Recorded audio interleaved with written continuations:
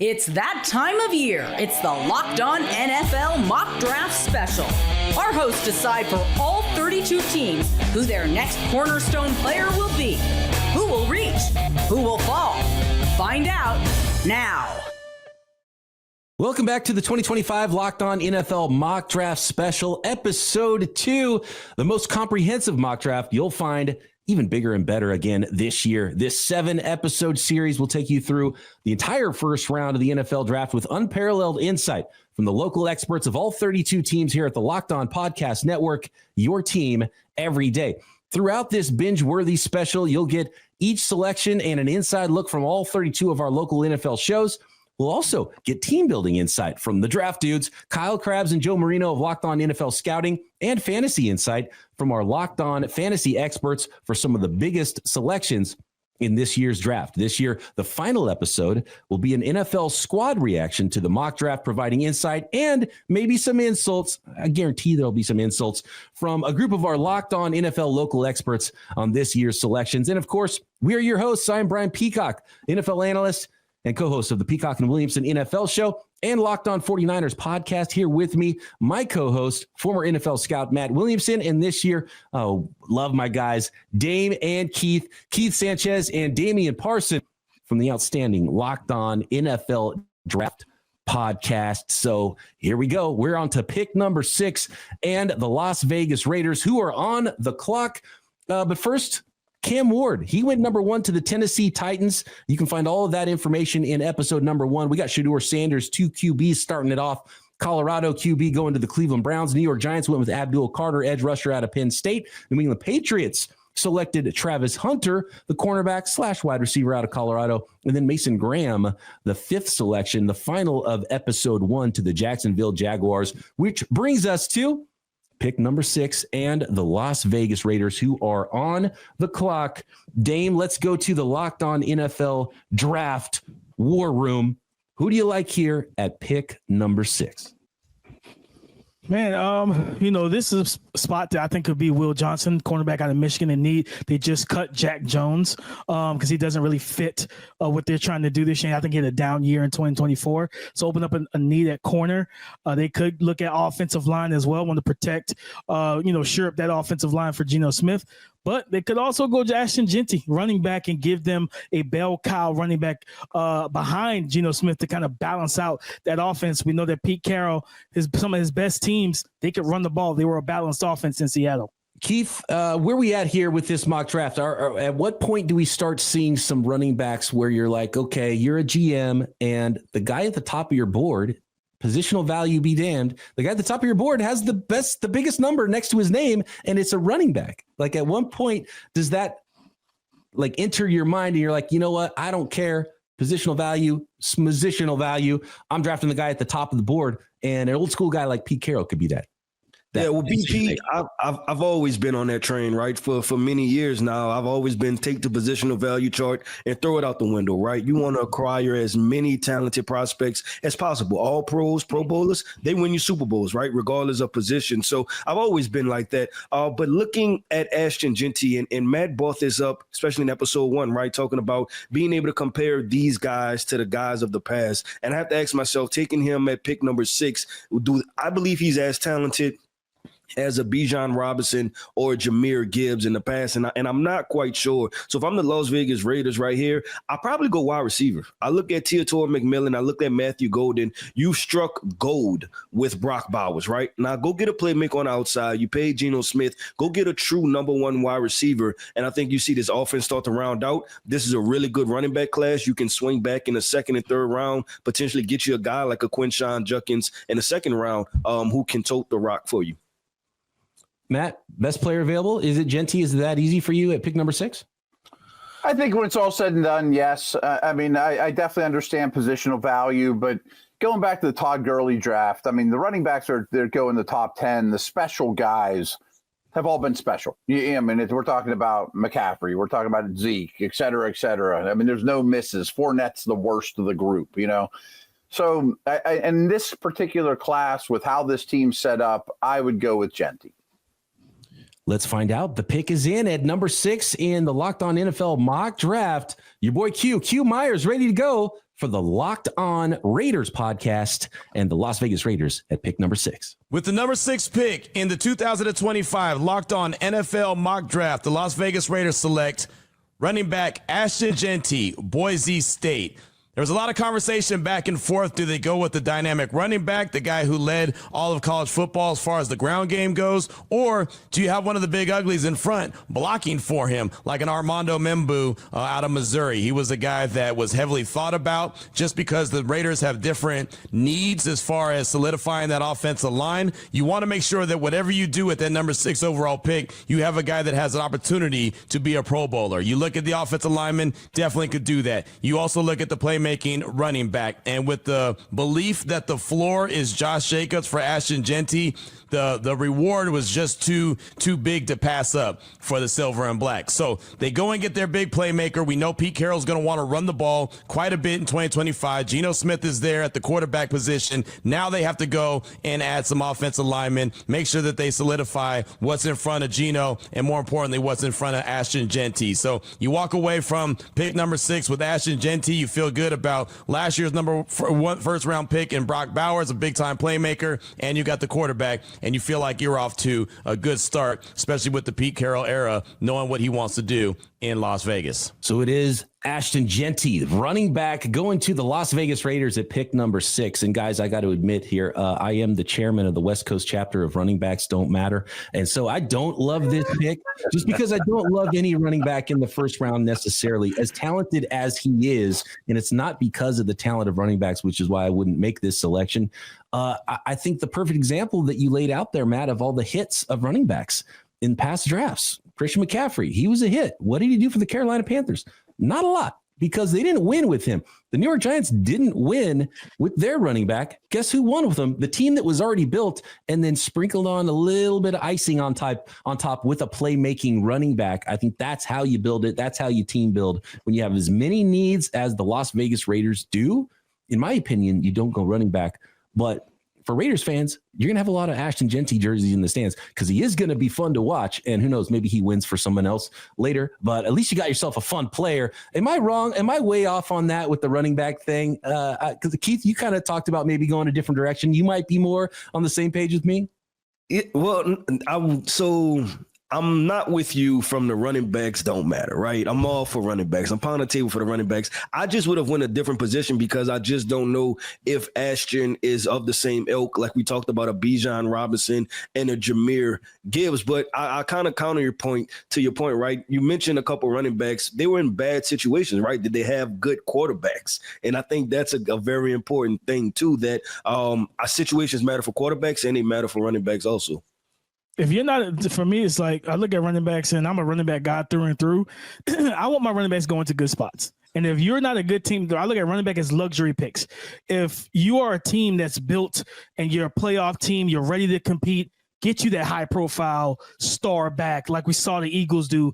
And then they re-upped the Saquon Barkley. I think for the Raiders and to your point, BP, I'll say this. Chip Kelly's the OC for the Las Vegas Raiders, right? Coming out of Ohio State, who just won a championship. You know, the 2 running backs that was leading that charge for him, 2 day 2 guys and potential day 2 guys, Travion Henderson and Quinshon Judkins. If you wanted to go, like he said, and get Tetairoa McMillan or get an Armand Membou, somebody else, another position instead of running back, you can get one of those guys that know that system very well, but with knowing that they're going to run probably a wide zone, stretch zone system, that's what Ashton Jeanty really thrives with, and I think he'll be a good fit for him. But you absolutely could have picked another back on day 2. Matt, we're going to move on here to pick number 7, and it is the New York Jets, and John Butchko is on the clock now after the Ashton Jeanty selection. If you have any final thoughts on Jeanty and the pick at number 6, let me have them. If not, what do you think about the Jets coming up at pick number 7? To me, the Jets are a team that could go a number of directions and potentially would be a team that might be smart to move down a little bit just because there's so many directions they could go. And I don't know what team might be wanting to move up. And I know there have been calls behind the scenes. No trades yet in this mock draft. How do you see the board right now stacking as we're down 6 picks? Yeah, these next couple teams have so many needs and so many directions and so many names we could throw in there that would make sense. I don't think the Jets defense it's far from perfect, but I think this has to be an offensive pick in some way, shape, or form. You get your choice of O-lineman, you get your choice of pass catcher, whether that's tight end or wide receiver. I think you have to go one of those directions. I would go with a lineman just because I think, you're getting your choice of Campbell or Membou. You're going to find a spot for him. You went with a tackle in the first round last year. I think that's the move I would make. Are you building around Justin Fields here? He's had a problem with sacks in his career. Dame, what do you think about the nest for Fields? Do you just not worry about the offensive line because he's going to run into his own sacks and let him go do his thing and build other parts of your team instead? Because I don't even know if you can build a good enough offensive line for him to not hold on to the ball and get into some sack trouble. So just let him run around and do his thing and worry about other parts of the team. That's almost the way I would look at it if I was drafting for the New York Jets at this point. I'm of the mindset of Matt, man. I want to go offensive line. I want to go Membou here and get my right tackle. You got Olu Fashanu, who you drafted last year. Morgan Moses, who was your right tackle last year, is now in New England. You need to refill that right tackle spot. You got Joe Tippmann on the O-line. They have a solid interior offensive line. I think you want to try and fortify that front, give him a great wall in front of him so he can feel comfortable processing coverages, stepping up into the pocket, making confident quarterback style throws. And then when things break down, you let Justin Fields just be Justin Fields, but also help improve the run game too with Breece Hall and Braylon Allen and Isaiah Davis that they have that kind of trio of running backs. I would kind of go offensive line. Give me Membou at the right tackle spot. Keith, who do you like for the Jets at 7? Yeah, the splash part of me, right? The headline part of me wants to pick a wide receiver, right? Somebody to pair up with Garrett Wilson. We lost Devontae Adams, right? So I want to go to Tetairoa McMillan or Matthew Golden, but I'm going to be with my guys here. I'm going offensive line. It makes sense. Or you draft Armand Membou. You don't have to flip from the right to the left or the left to the right. Play him right there, right tackle. Because this is the thing that Justin Fields at this point, he's kind of somewhat of a rental, right? So you want to build this team to where you build up a really good team, a really good offensive line. And then regardless of who the quarterback is, if you decide to draft somebody later on in the draft or next year, they can step in and be in a really good situation. So I'll go offensive line here. And the pick is in. John Butchko ready to go. Is he going to have some fun? A new toy for the Jets offense? Or is he going to take his vitamins and maybe get somebody up front on the offensive or defensive line? Pick number 6, ready to go for Locked On Jets. With the 7th selection in the 2025 Locked On NFL mock draft, the New York Jets select Tetairoa McMillan, wide receiver out of Arizona. Now, it's not a good thing to have a lot of needs during the offseason, but one of the benefits is almost anybody you pick will address a need, so you can let the draft board fall to you and pick the top talent available.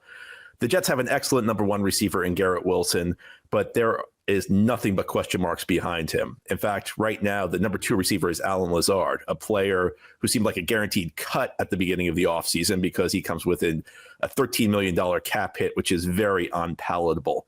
At this point, though, the Jets might need to keep Lazard because they've been unable to upgrade the quality at receiver behind Wilson. McMillan is a guy who really complements Wilson well. Wilson's more of a technician as a route runner, whereas McMillan's more of a big-bodied guy. He excels in areas where Wilson really struggles. So this is a pick that fits very well for the Jets, and the draft board has fallen very well for them. And they're going to have some fun in that offense. Garrett Wilson on one side, dynamic, short to intermediate. He can hit you deep as well. And then you've got a jump ball magnet in Tetairoa McMillan on the other side now, going wide receiver, and Justin Fields is going to have plenty of options to throw to in that offense. Dame, give me the scouting report. Tetairoa McMillan, what kind of a player can he be in the NFL? Well, you said it, jump ball guy that can win the contested catches, the back shoulder fades. He's down there somewhere type of receiver, but he's a good route runner. He can separate, and then he's got enough nimbleness and agility after the catch. You just kind of want to coach him up on more urgency at the line of scrimmage with his release package, his vertical stem, things of that nature. But he pairs well with the skill set that is Garrett Wilson. It kind of gives Justin Fields what he had in Pittsburgh, that George Pickens guy that can make those splash wild plays at the catch point down the field.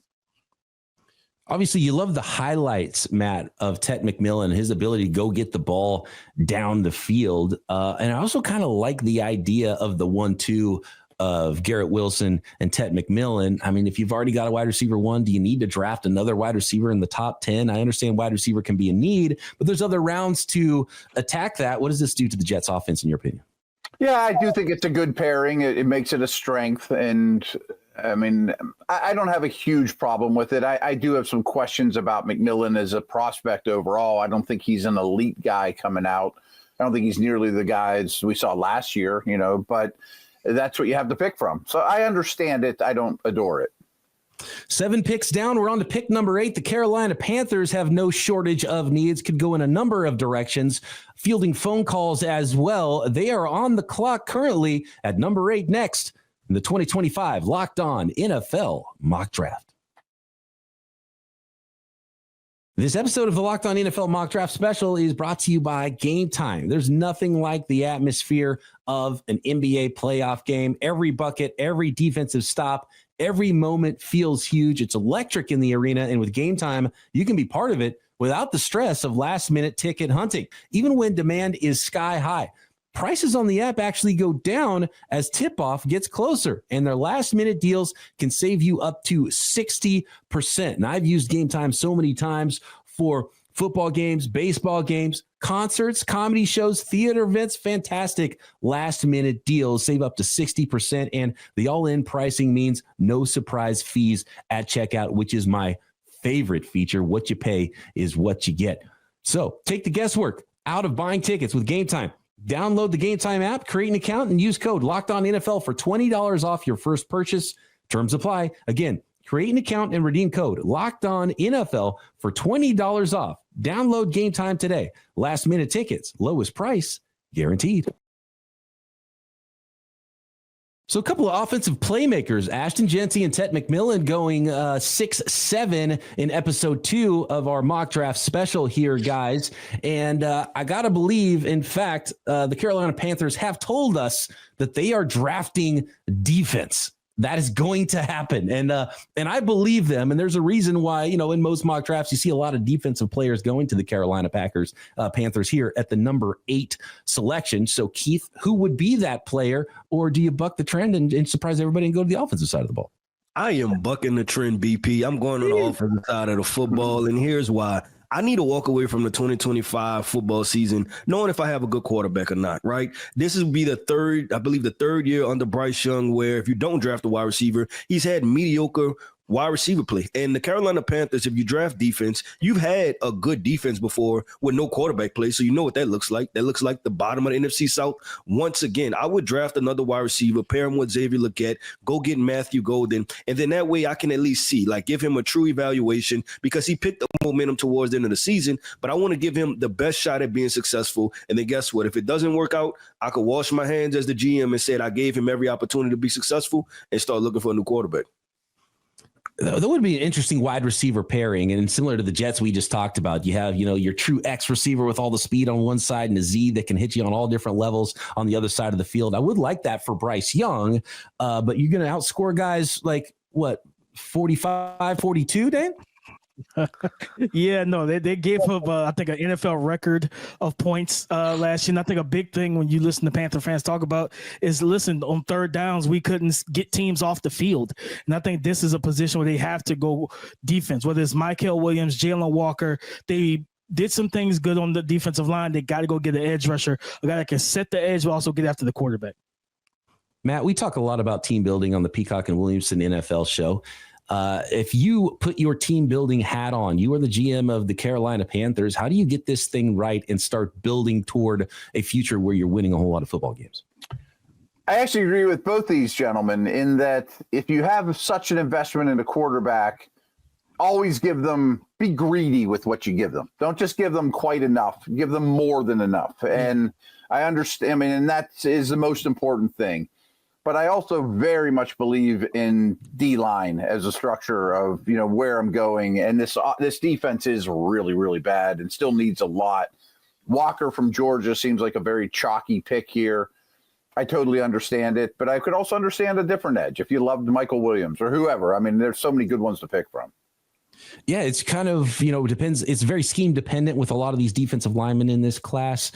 So I could see a number of ways that teams go, and I could see teams' boards being all over the place, which is why I think this draft could start to get pretty bonkers at this point. And there might be some shocking selections. And speaking of selections, I think we're ready to go here. Pick number 8. It is Julian Council, the host of Locked On Panthers, making the pick at number 8. With the 8th selection in the 2025 Locked On NFL Mock Draft, the Carolina Panthers select Jalon Walker, linebacker out of the University of Georgia. Let's go back to last season during 2024. The Panthers had not just the worst defense in franchise history, but the worst scoring defense in the history of the NFL. Over 100 years played of NFL football, and the Panthers had by far the worst scoring defense. And 17 games, this or that. The talent level on that defense just was not good enough. And one of the glaring issues the Panthers had last year was a lack of a true edge rusher who could get off the edge and make those big plays on passing downs after getting rid of Brian Burns. And that's what Jalon Walker can do in Carolina. And it's not just that, but also the versatility to play inside at that off-ball linebacker position, knowing that just likely the last year of Josie Jewell, that Christian Roseboom they brought in from free agency is someone who will probably only be a one-year guy. The pairing of Walker and second-year player Trevin Wallace at linebacker, plus the addition of what Walker can do on the edge, that is something that's very enticing to Carolina and the culture that he can help establish here. It's been famous, his leadership there at the University of Georgia under Kirby Smart, and bringing that to Carolina is exactly something that Dan Morgan and Dave Canales would love to see. So with the 8th pick in the Locked On NFL mock draft, the Carolina Panthers are going to take Jalon Walker, the linebacker out of Georgia. So does Jalon Walker, versatile linebacker out of the University of Georgia. And the way Julian put it there was, kind of a glue guy. So you get leadership, you get character, you got a guy that's going to play hard, and you got a guy that can play every position in your front seven. And so that way you have at least one less need at some point. But what position should he play most is my question. I like him coming off the edge. I think you just put him at edge and let him go. Keith, what do you think? Is he a linebacker? Is he an edge rusher? Or do you move him around and then bring him off the edge on third downs? Yeah, I think you move him around and you're not asking him to do something brand new. This is exactly what he did at Georgia, right? So it should be a seamless fit for him. You're not adding anything to his plate. So I think potentially first down, you want to have him as stack backer, obvious passing down on second downs, and then third downs, let him be an edge rusher, because I agree that this guy, and I tweeted this months ago, that the two best edge rushers in this class are currently playing linebacker, and that was Abdul Carter and Jalon Walker, right? So I think Jalon Walker is a walking double-digit sack guy in the NFL. So I let him do it all. I look at him as like a Tasmanian devil of the defense. And then now you have a leader of your front level with Derek Brown. He's to be the second level guy. Then you pay J.C. Horn all of the money for your third level. Now you have 3 leaders to turn this defense around. Yeah, if it was any other team but the Carolina Panthers, I would agree with Keith. But it's the Carolina Panthers, and they have not done good with this type of skill set in this Evero defense. Frankie Louvu was there who could do similar things, rush off the edge, blitz the A-gap, play the second level. Evero just didn't know what to do with him. He didn't use him correctly. Then he goes to Washington and has his best season. I think if Carolina selects Jalon Walker, play him at edge in this odd front defense, he's your bucket getter. He's the guy that needs to get after Michael Penix, Derek Carr, and the other quarterbacks in this division. Go play him at edge, let him just pin his ears back and go get the quarterback. I don't really trust that they'll be able to use him correctly as that kind of chess hybrid piece. He needs to, if he's going to be the best edge rusher he can be, I think he does need to be there all the time, because there's still some development to go with Jalon Walker. He doesn't have like a great pass rush repertoire. And I don't think he's a phenomenal off-ball backer. He can do a lot of QB spy at Georgia, and I think he would be good there. But I think he can be great off the edge. He has a phenomenal ability, almost like a running back running through arm tackles. His ability to get to the quarterback isn't because of technique. He just runs through you, and he's like, I'm going to be an animal, and I'm going to get past whatever block you're trying to throw on me. So he's a really interesting player. I think the right defense, he could probably play a little bit of both. But I mean, I just like him at his best, what he could be just as a pure edge guy. And that's just me with him. But he's an interesting player, and I don't really know what to do with him. He could go top 10. He could go in the 20s. I have really no idea what to do with Jalon Walker. What do you do with Jalon Walker, Matt? And then we're going to move on here to the Saints, who are now on the clock at pick number 9 in the mock draft. A crucial thing here, and a couple of folks have mentioned it, is the leadership and the character and changing the attitude. I mean, a historically bad defense that I really think you need to just change, set the bar higher. And I think he's a big addition in that way. So how about the Saints? We got Ross Jackson, a very important person to all of us and the Locked On Podcast Network. I don't say that because he's my boss. Yeah, he's all right. And he's listening to this. But he is a phenomenal host of the Locked On Saints podcast. The Saints are now on the clock, and they're an interesting team that, Matt, you and I always talk about. It's like, this team should have blown it up for the last 5 consecutive years and just don't want to do that. So I really don't really like putting my Saints GM hat on because I never know what the heck they're going to do.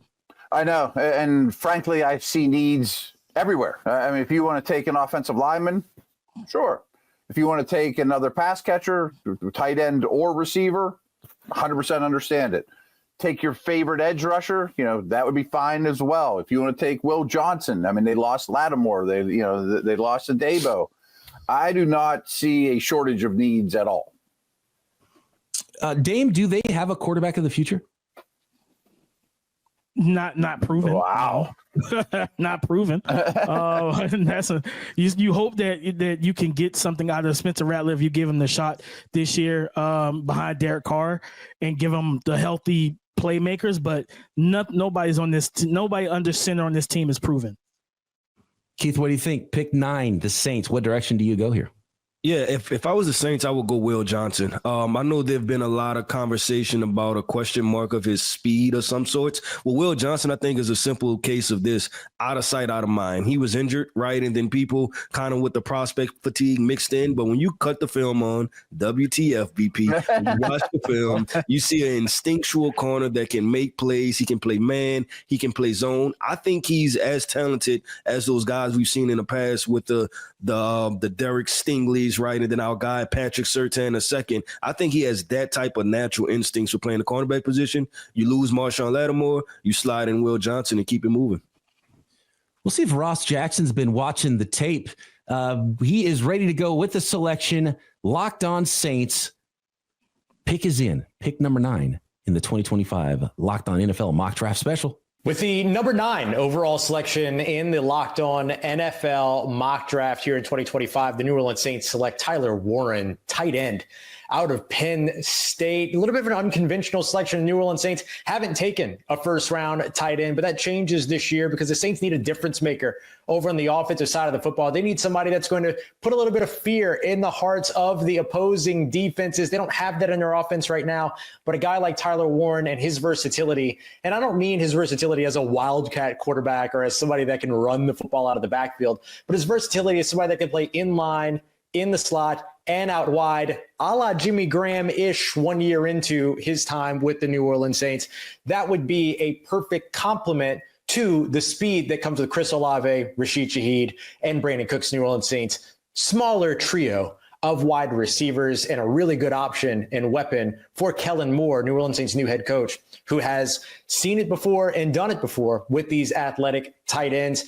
104 receptions, 1,233 receiving yards, and 8 receiving touchdowns as the focus of that Penn State offense last year. The New Orleans Saints could see big-time production from Tyler Warren right off the bat.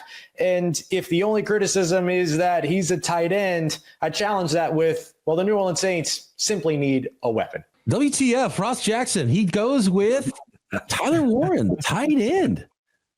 Interesting selection here. I don't love it. I don't hate it. I generally don't like drafting tight ends super high because of the positional value. But if you're telling me he can do everything, including playing quarterback, maybe it is the right pick for the New Orleans Saints here at pick number 9. What can he do, Keith? And can he do everything you need from a modern day tight end? Yeah, I think he can do everything you need, but I think this situation is very important. And Ross Jackson, obviously being specialist on the New Orleans Saints, he understands how this wide receiver core is built, right? You have Chris Olave, who's sub 180 pounds. Then a key piece of that is Rashid Shaheed, the electric playmaker, who was, on a trajectory of being one of the best big-time playmakers in the NFL before injury last year. And so and then you add in Brandon Cooks. All of those guys are smaller framed guys. They needed a big bodied player. If Tet McMillan was still here, I'd say, hey, bring Tet so he can round it out. But you went and got that big bodied receiver or playmaker in Tyler Warren. So I completely understand it if you're trying to add size to the situation, because there's a lot of speed, there's a lot of small guys, but you'd still need that big bodied playmaker, and that's Tyler Warren. Tyler Warren, Matt, where are the Saints now in their current build? I totally understand it. And he's a good player. He's a trendsetter. He's physical. Again, I just see so many directions that need addressed that this is one of them, and again, he's a lot different than Olave. One of the things that Tyler Warren excelled at was getting force-fed the football. Dame, is he that guy that you can count on? Because this is really what's going to be the difference maker. And if you are a good or a great tight end, there's some physicality, there's some run after the catch. They gave him the football in every single way. But when it's 3rd and 8, can you get open and make that play? Is he that guy? I think he can be. He's not a refined route runner to me, especially against man coverage. I think you can bump him in this route. You can knock him off his route path and make those. You can make those situations contested for him. Now he brings down contested catches, but you kind of want to get open on 3rd and 8 for your quarterback and not have to throw it into a small window. I think that's the difference between him and Colston Loveland. I think he's talented. I think he can be that guy with some development, but the way that he was used, it was a lot of manufactured stuff that you don't expect to see at the next level. Up next, it's the Chicago Bears with pick number 10. They've had an exciting offseason so far. New head coach Ben Johnson, big additions on the offensive line. Let's see how they continue to build around quarterback Caleb Williams next on the 2025 Locked On NFL Mock Draft. This episode of the Locked On NFL Mock Draft Special is brought to you by LinkedIn Jobs. As a small business owner, your work doesn't end when the clock hits 5. Your business is always on your mind, which means when it's time to hire, you need a partner that works just as hard as you do. That's where LinkedIn Jobs comes in. When you clock out, LinkedIn clocks in. LinkedIn makes it easy to post your job for free, share it with your network, and get qualified candidates all in one place. If it was just that easy for NFL teams to find the exact right candidate for all the positions they're trying to fill. And when you post your job, LinkedIn's new features can help write job descriptions, quickly get your job in front of the right people with deep candidate insights. And here's a pro tip: add the hiring frame, the hashtag hiring frame to your profile picture to double your reach to qualified candidates. No wonder 72% of small businesses say LinkedIn helps them find high quality hires. So post your job for free at linkedin.com/lockedonnfl. That's linkedin.com/lockedonnfl to post your job for free. Terms and conditions apply.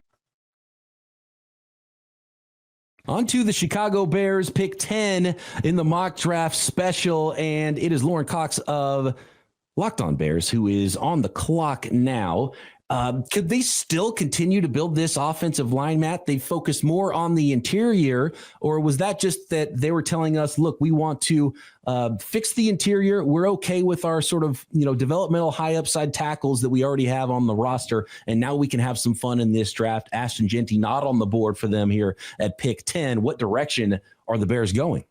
It's a little shocking that there's any O lineman you want still available, and I like the right tackle situation better than the left. So I would certainly consider, going with the LSU dude. I mean, that would make a lot of sense to me, but I don't think it's a huge need. I can live with the O line for the first time in a long time. If Jeanty would have fallen, I would have sprinted to the podium there. One odd one that I hadn't really thought of until just now, though, is could Loveland be their Laporta? I've never been a big Cole Kmet fan, to be honest with you, but one more weapon in the middle of the field is enticing.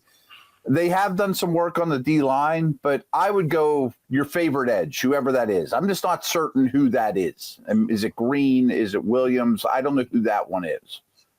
Dame, who's your favorite edge? And is that direction you would go? Yeah, probably edge. Because like I said, Ashton Jeanty's not there. With Abdul off the board. My next favorite edge, everything considered, is Mike Green out of Marshall. I think he has the process, the speed, the power, the burst off the ball. He can dip and bend around the edge. A guy that can win as a two-laned rusher. I think that would be a nice fit opposite the Montez Sweat. Keith, you've been kind of pounding the table for offensive linemen for a while. As Matt mentioned, they're all still on the board. Is that the direction you go with him? Yeah, and I complete the deal, right? Meaning that a couple years ago you drafted Darnell Wright. This offseason you acquired 2 guards and a center to shore up the middle, and then now the only thing left is the left tackle position.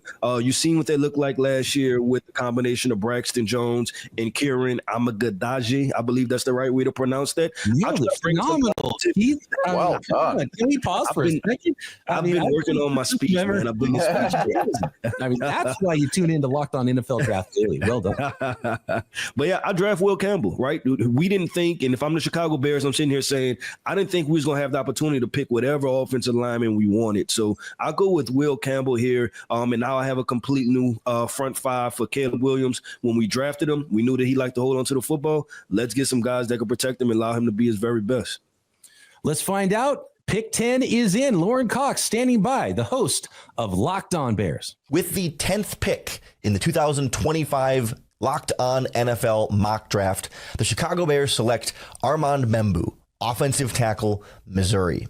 This offseason has been all about rebuilding the offensive line for Caleb Williams, and Membou is the final piece to that puzzle to lock down that left tackle spot with a long-term future. Yes, he played right tackle at Missouri, but switching sides isn't going to be too much of a transition for him. He's a great athlete who's great scheme fit in Ben Johnson's outside zone running game. He's got the physical tools you look for at the position, and he'll have a much easier time learning next to a veteran like Joe Thuney that the Bears already added on that O-line. It was a tough call between Campbell and Membou, but at the end of the day, I went with the physical traits that I know can handle at that position and not risk having to end up moving him inside the guard if he doesn't work out at the offensive tackle position. Membou fits the bill, and he can grow with this offensive line and be a long-term piece for Chicago. Love the upside for Membou, what he can be.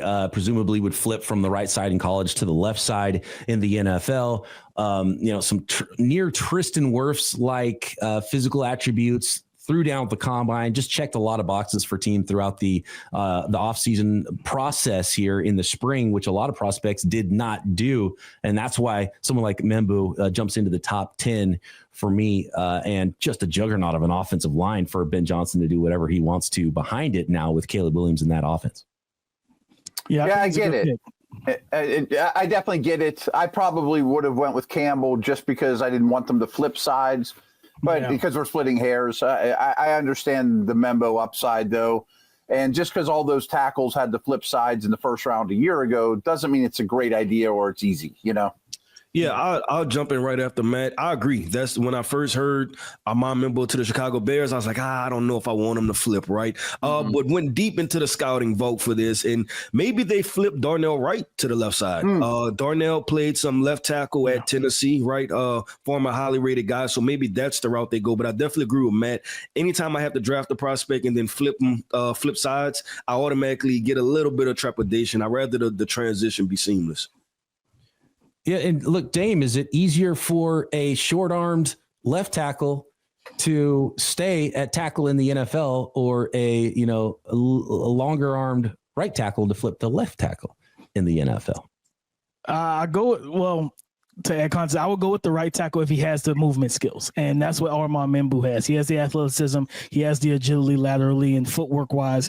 The way I think if you tell him the moment you draft him, hey, get ready to play left tackle, he can get in with his trainer before training camp, between now and training camp for the draft, and work on getting that muscle memory down pat. All right, let's check in with the draft dudes, Kyle Krabs and Joe Marino of Locked On NFL Scouting, for their thoughts on the rest of the top 10. Joe, my favorite pick's the last one in the block, Colston Loveland going to the LA Chargers. And there's obviously some familiarity with Coach Harbaugh and his coaching staff, with Loveland coming from Michigan.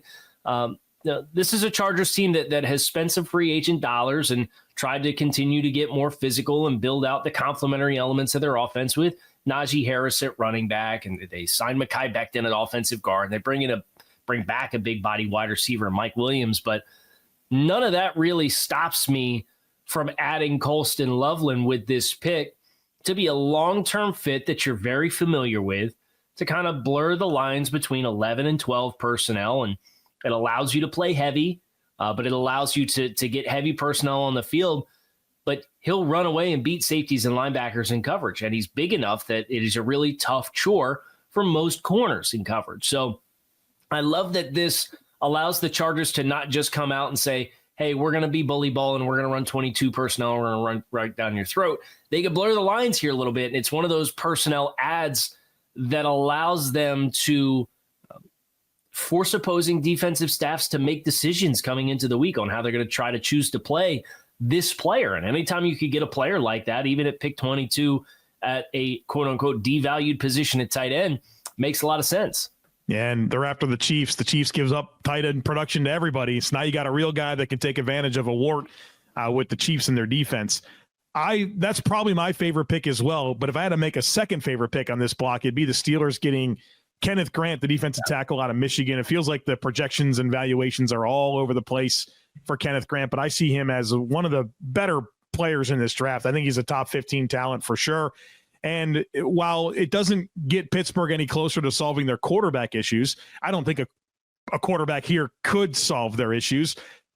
Go in on what your identity is, right? And that is that front. Like, that defensive front has been such a critical part of the Steelers being able to win despite quarterback play.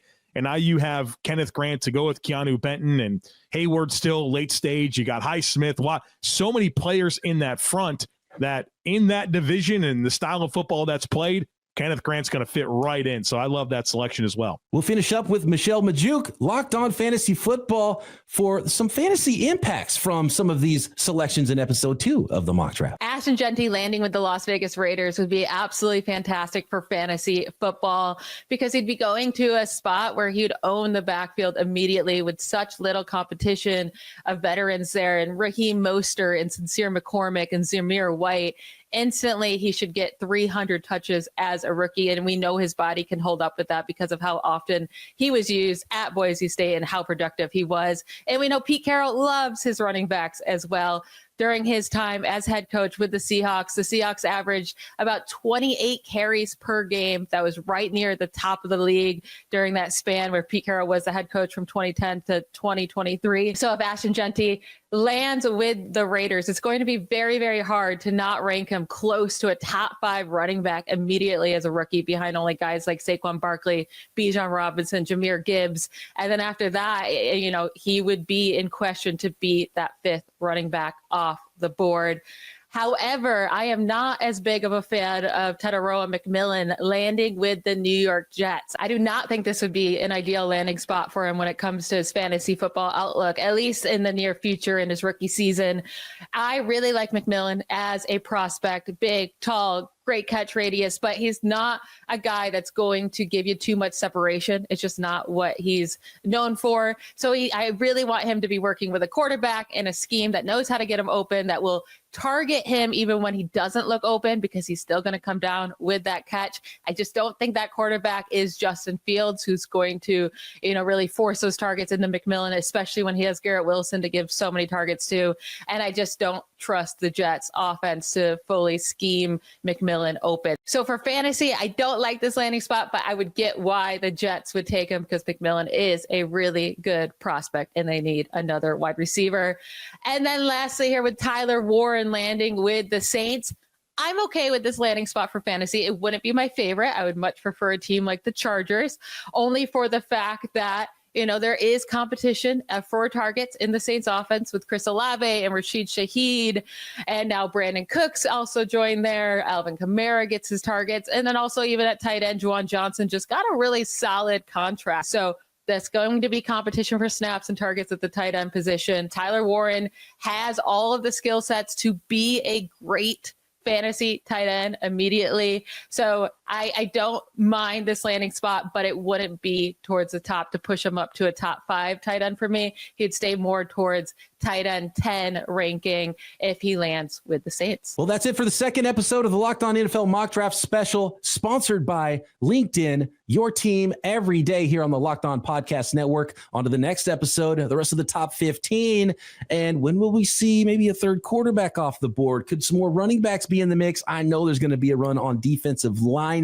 I can feel that coming, and maybe some trades. A lot of conversations happening behind the scene between our NFL hosts. And don't forget, you can find the entire special on both audio and video at the Peacock and Williamson NFL Show, Locked On NFL Draft, and Locked On NFL podcast feeds. For Matt Williamson, Damian Parson, Keith Sanchez, I'm Brian Peacock. We'll see you for the rest of the top 15 in the next episode of the Locked On NFL Mock Draft Special, part of the Locked On Podcast Network, your team every day.